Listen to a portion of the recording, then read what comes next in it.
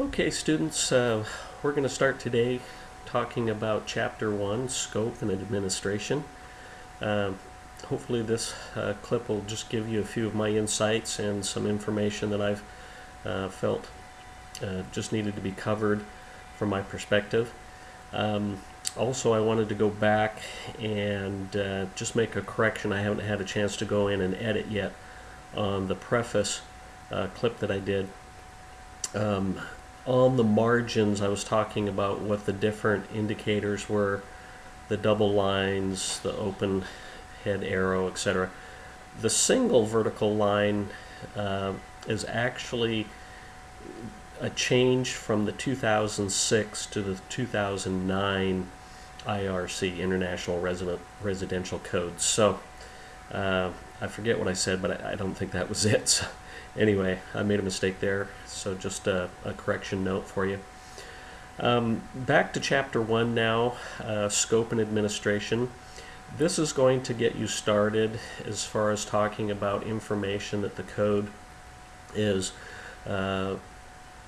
defining as important to the welfare of those that will be using and living in structures, basically. If we take a look at the opening here, it says, "These provisions shall be known as the Oregon Residential Specialty Code and shall be cited as such and will be referred to herein as this code." And then it says the scope here. "The provision of this code shall apply to the construction, alteration, movement, enlargement, replacement, repair, equipment use, occupancy, and location of detached 1 and 2 family dwellings and townhouses not more than 3 stories above ground or above grade, plane in height, with a separate means of egress and their accessory structures." So basically what this is talking about is that this particular code, the one that we're defining here in the class, is basically for the residential single and 1 and 2 family dwelling type units. So a single residential home, or possibly like a duplex or a fourplex, something of that nature. And this code, it points out, is regulated by the state of Oregon. Even though this is an adoption from the IRC, Oregon has spent a great deal of time going through this and identifying some, the very specific components that are directly related to the state of Oregon and the requirements that the state wants to see as being applicable in this area. Some of the things that the code points out here in the very beginning on page 1-1,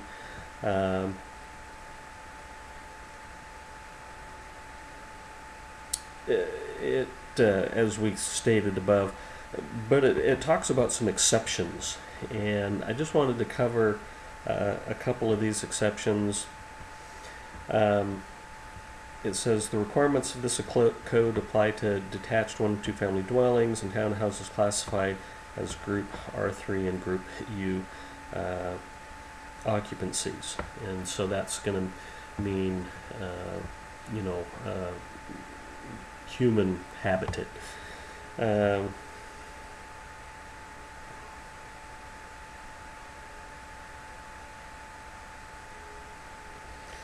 And then it says the requirements in this code do not apply to public utility facilities owned and maintained by the serving utility.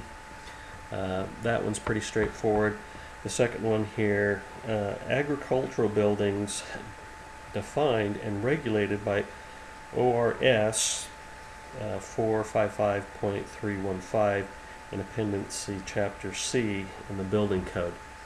Now that one is kind of interesting because that's a situation in which, and I didn't realize this till I actually built the house that I'm living in now.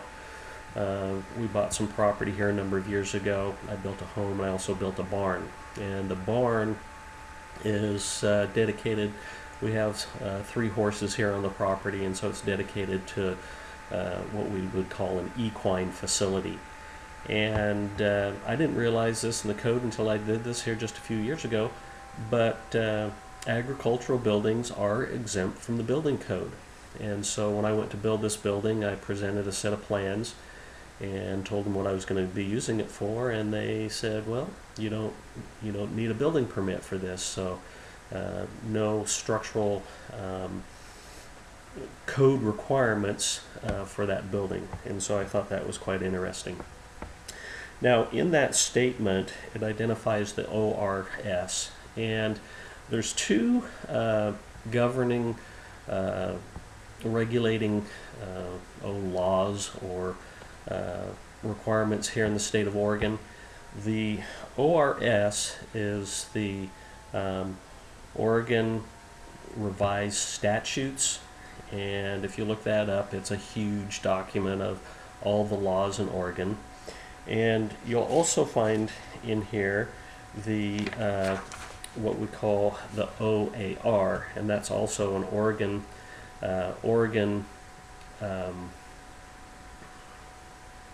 and I just lost it here, I had it. Oregon Administrative Rule. So the OAR is the Oregon Administrative Rule, and those are like laws, much like the ORS, the Oregon Revised Statutes, in which they provide documentation for specific information directed to, in this case, the building of structures. So ag buildings are exempt, so I thought that was one that was interesting that I wanted to point out.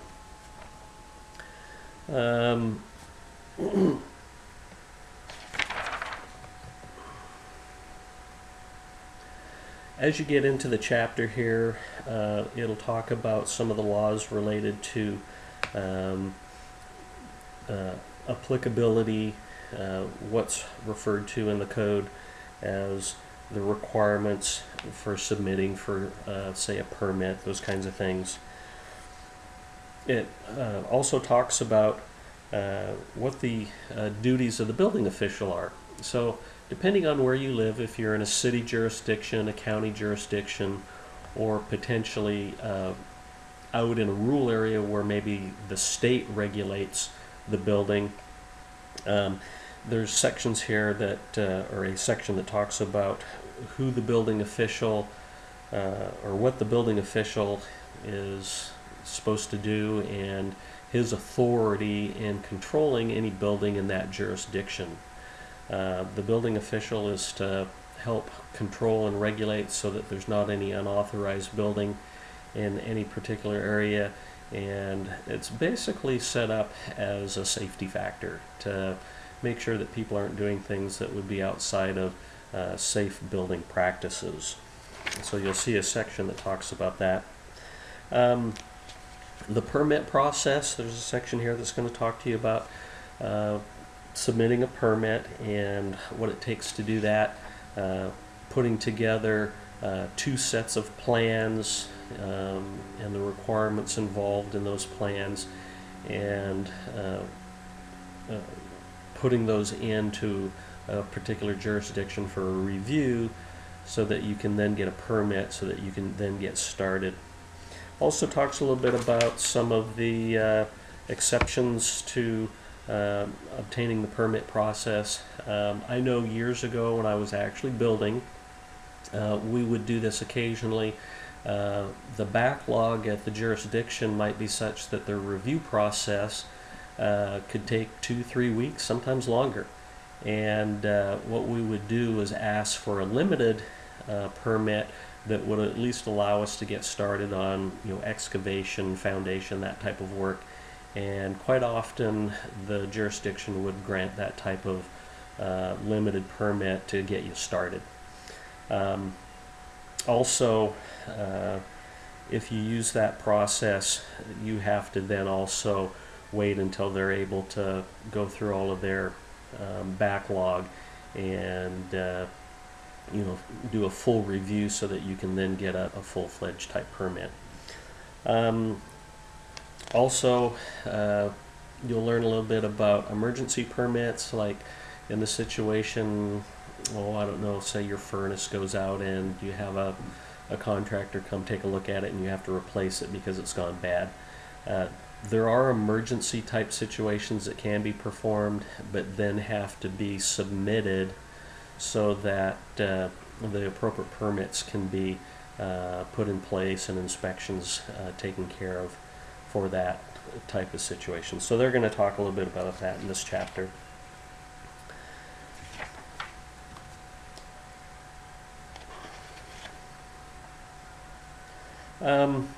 This part of the chapter, it's also going to talk about fees.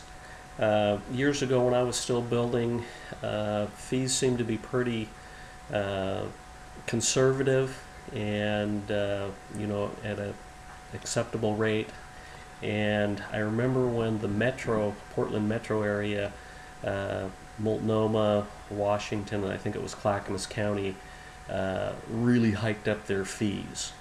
And I think since then most of the other counties throughout the state have kind of followed suit and raised fee prices. So there's a section here that talks about how those fees are established and some of the information directed to fees and what it's going to cost you to get a permit.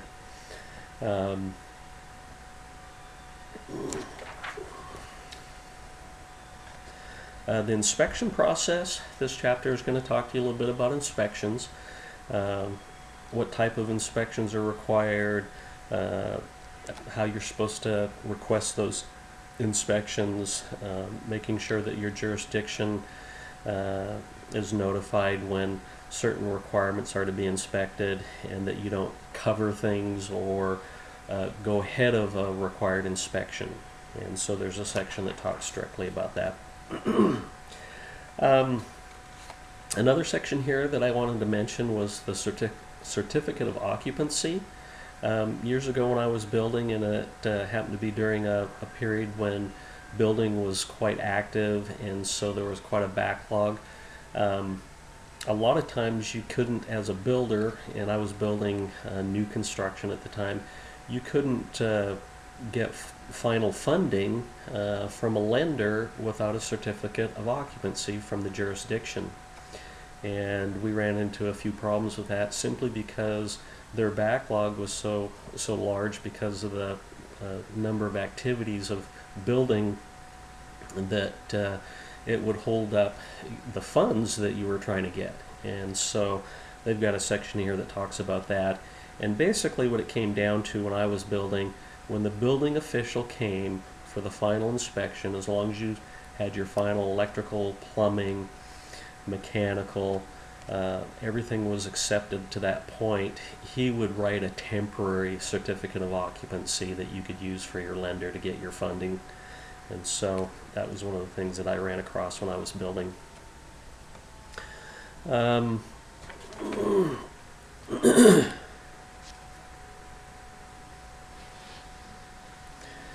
One of the last things that I want to point out here in the section is, and it kind of talks about this in a couple different sections, but the inspection requirements.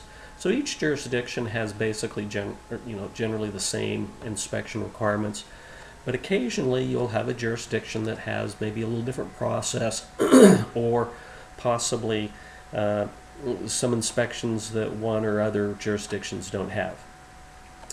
One of the things that's required by the code is that you have to post the inspections that are required in that jurisdiction and also the plans. Well, I found quite often that as a builder in a project or even a single unit sometimes, once you get started building, if you leave some of your paper documentation on the job site, it can disappear. I don't know, people come along and they steal it or see it and want it, or a subcontractor picks it up to review it to do his work and then takes it with him, whatever the situation might be. So I found when I was building that what I would try and do as the general contractor, all of the documentation that was issued from the county that was pertinent to the job, I would try and carry around with me in my truck. And the only time I would have it on the job site was if a specific subcontractor needed the information, or if I was meeting with an inspector or I was having an inspection and they needed that documentation on the site.